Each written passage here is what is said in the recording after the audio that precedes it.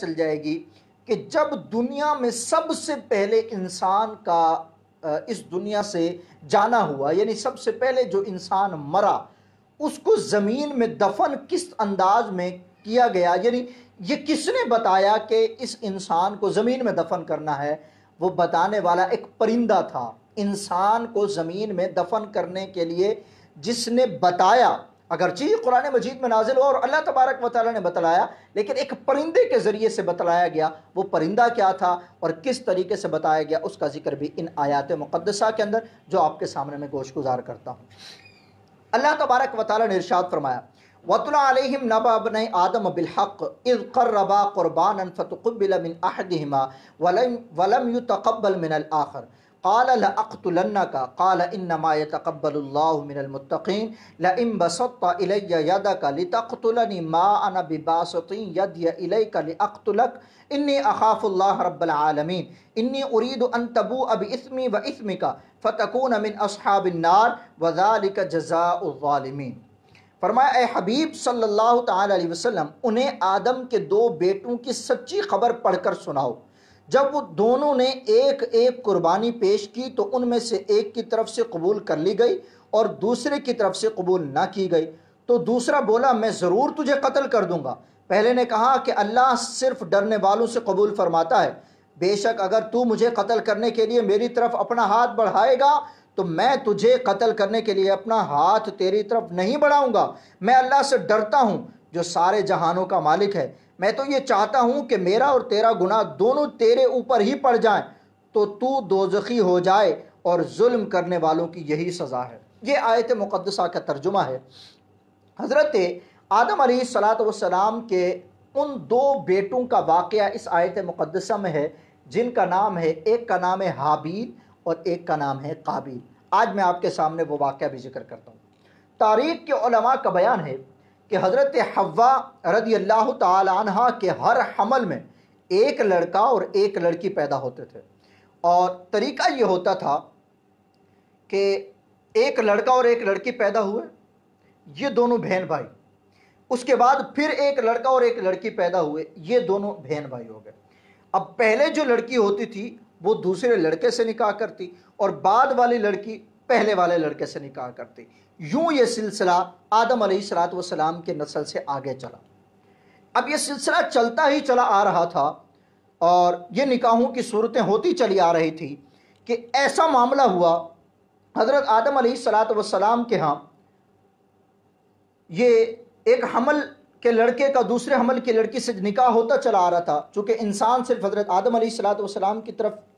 اولاد میں ہی منحصر تھے، آپس میں نکاح کرنے کے علاوہ اور کوئی صورت نہ تھی۔ اسی دستور کے مطابق یہ سلسلہ چل رہا تھا کہ حضرت آدم علیہ السلام نے قابیل کا نکاح لیوادہ نام کی لڑکی سے کرانا چاہا، جو کہ حابیل کے لیے تھی، حابیل کے ساتھ پیدا ہوئی تھی،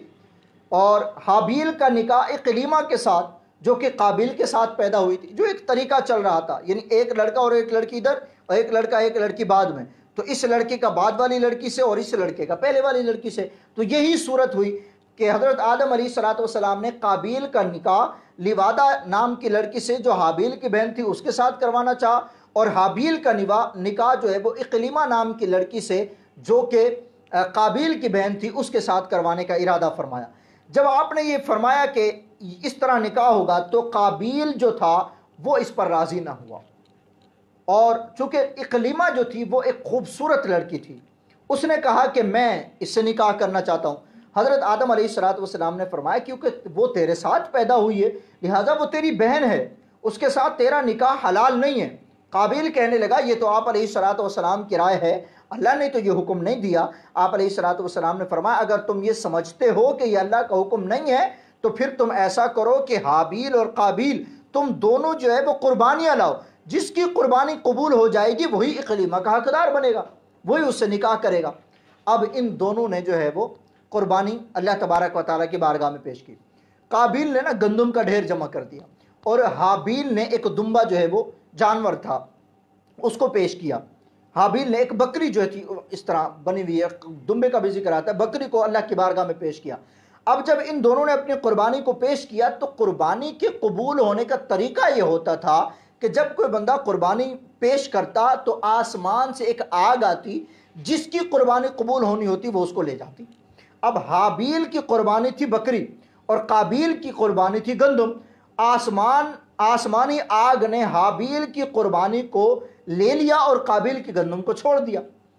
اب اس پر قابیل کے دل میں بہت ہی بغض اور حسد پیدا ہوا، اور جب حضرت آدم علیہ السلام حج کے لیے مکہ مکرمہ تشریف لے گئے تو قابیل نے حابیل سے کہا کہ میں تجھے قتل کر دوں گا،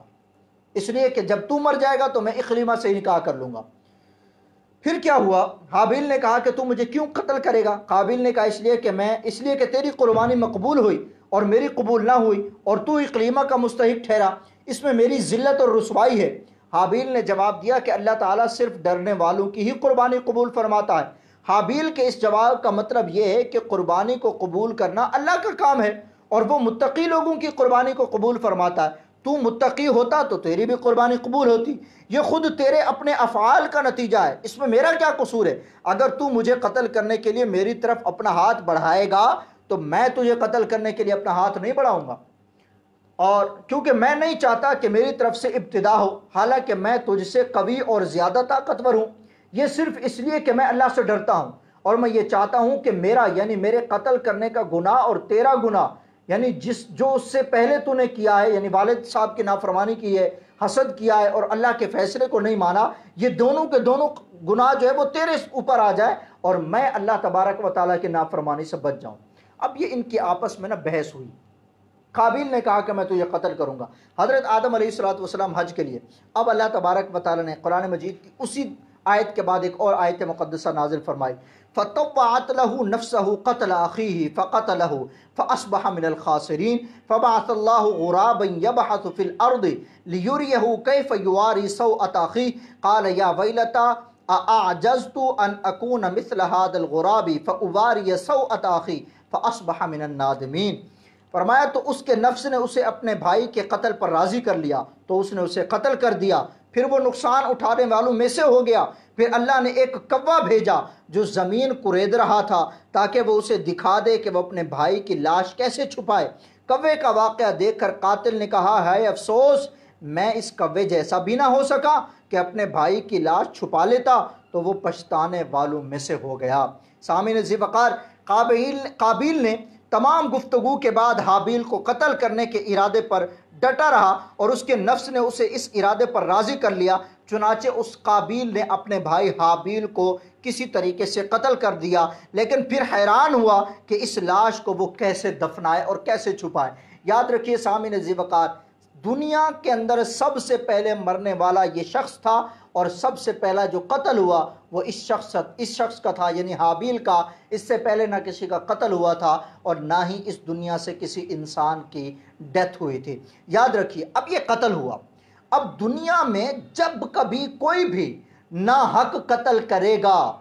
اس کا گناہ اس قابیل کو بھی ملتا چلا جائے گا، کیونکہ سب سے پہلے ابتدا اس نے کی ہے۔ اس کے بعد کیا ہوا؟ اب جب اس نے قتل کر دیا نا تو اب اس لاش کو کندھے پر اٹھا کر وہ گھومتا رہا کہ اس لاش کو کہاں چھپاؤں۔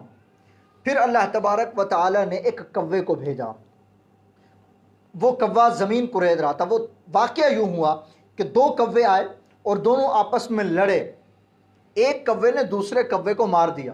مار کر پھر اس نے اپنی چونچ سے اور اپنے پنجوں سے زمین کو کریدا، مٹی ہٹائی اور اس مرے ہوئے کوے کو اس مٹی کے اندر، اس جگہ کے اندر، اس سوراخ کے اندر بند کر کے اوپر مٹی ڈال دی، اور قابیل کو یہ دکھایا گیا اور پھر اس نے اس کوے سے یہ سیکھا کہ لاش کو زمین میں دفن کیا جاتا ہے۔